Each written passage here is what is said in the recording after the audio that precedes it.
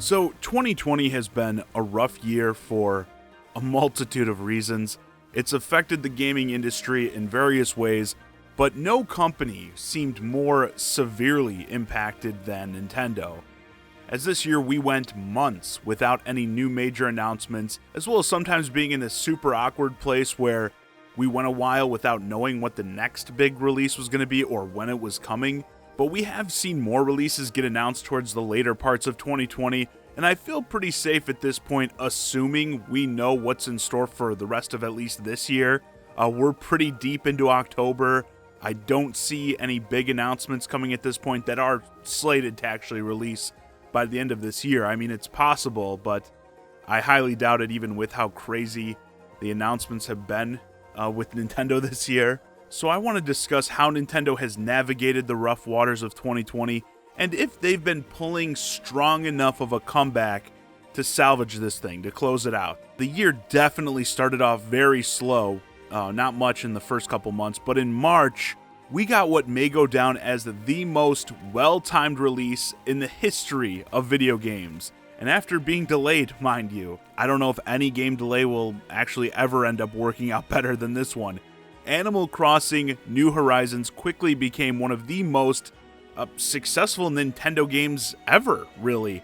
As of the last investors meeting, it had already sold 22.4 million units, making it the second best-selling Nintendo Switch game to date, only a few million more from taking that number one slot in a few months, which it definitely will at some point. I wouldn't even be surprised, perhaps when we get the next set of official numbers, it may be number one. That game's success cannot be understated, total monster, and definitely a big help to what was largely a slow year. In May, we got Xenoblade Chronicles Definitive Edition, which I think is a great release, but let's be honest, it's not like a mega franchise, and it's only a remaster or a remake, whatever it is. It's a game that already exists.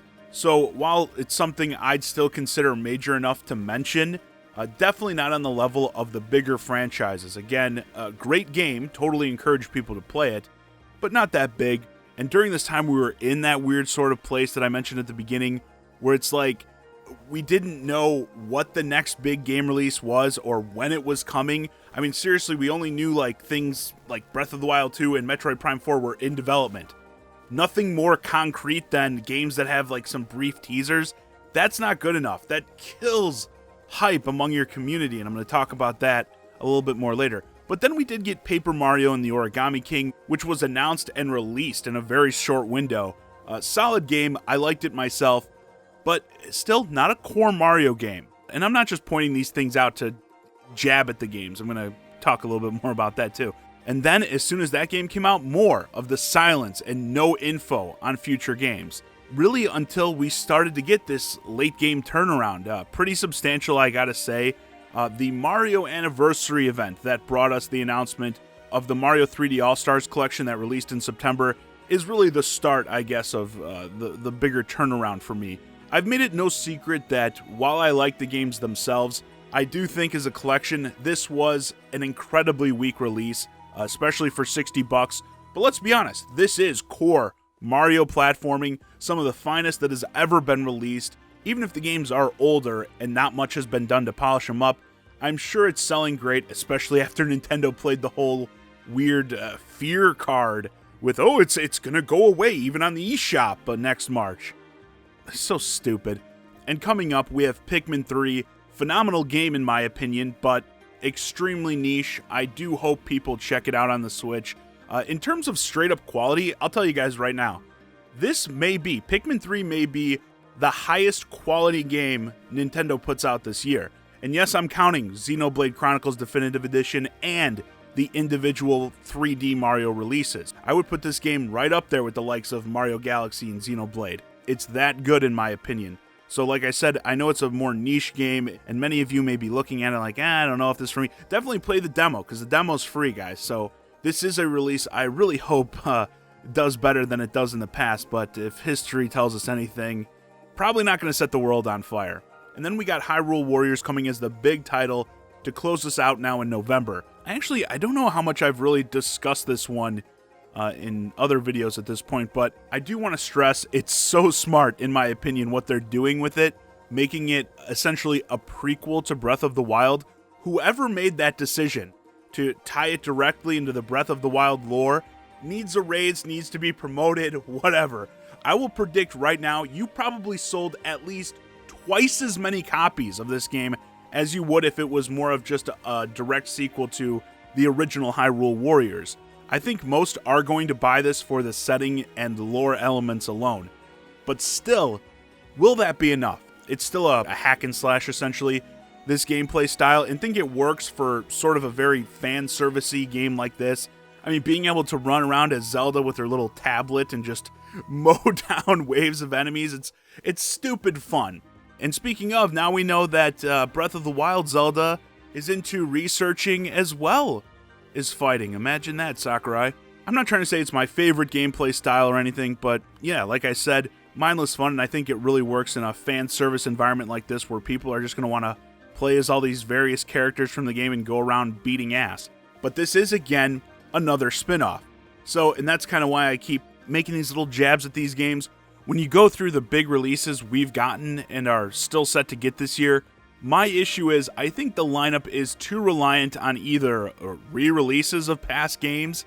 Xenoblade, I know they did a lot of work on, but it's still not a Xenoblade 3 or something. And then spin-offs like Paper Mario and Hyrule Warriors. Nothing against them as games, but they don't feel as big as definitely their counterparts. Even in terms of spin-offs, I don't see Paper Mario on the level of some of the other Mario stuff, like a Mario Kart, obviously. Overall, though, I don't think it's that bad. Now, as has been the case this entire year, people will say, I'm sure immediately as this video went live, there's comments popping up, oh, but COVID, it's understandable because of COVID. And as I've been saying through the entire year, yes, COVID has affected things for sure, but just about every other company is handling things better than Nintendo has. And I think this more so has to do with Nintendo's unique approach in systems than anything, and its resulting lack of third-party support. When you go this different route, it's more up to you to support the platform. I mean, you can't tell me if we were getting games on the Switch like Cyberpunk and Assassin's Creed Valhalla, that things wouldn't be looking much better. That's on Nintendo. And people freak sometimes when I say this stuff, like, oh, but the Switch is portable.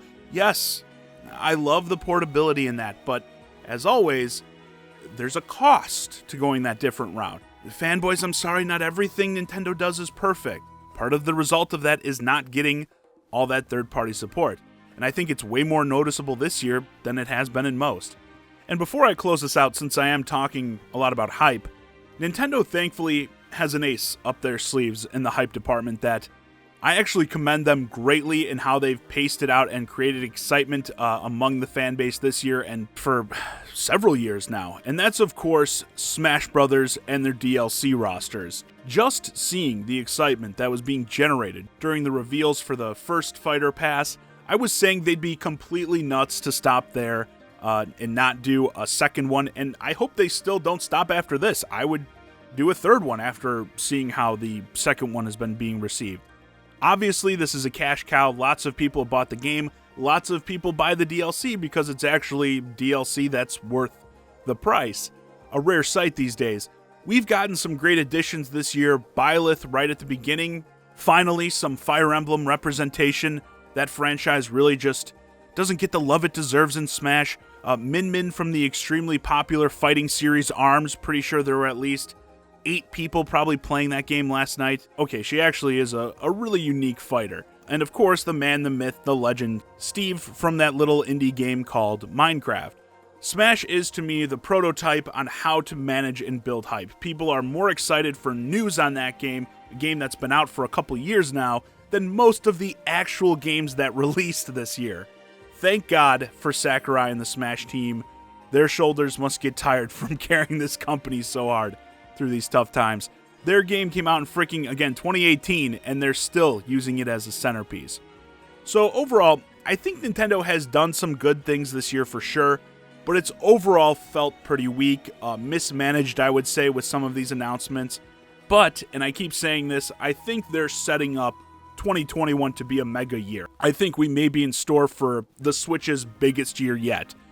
I mean, when you consider the fact that we've got games like SMT5, probably new Pokemon Snap, already announced in the pipe, some with 2021 release date set, and these big titles like Breath of the Wild 2 and even Metroid Prime 4 that we haven't heard news on in over a year. And I'd say it's likely both of those are a big part of the coming year, even like something like Prime 4.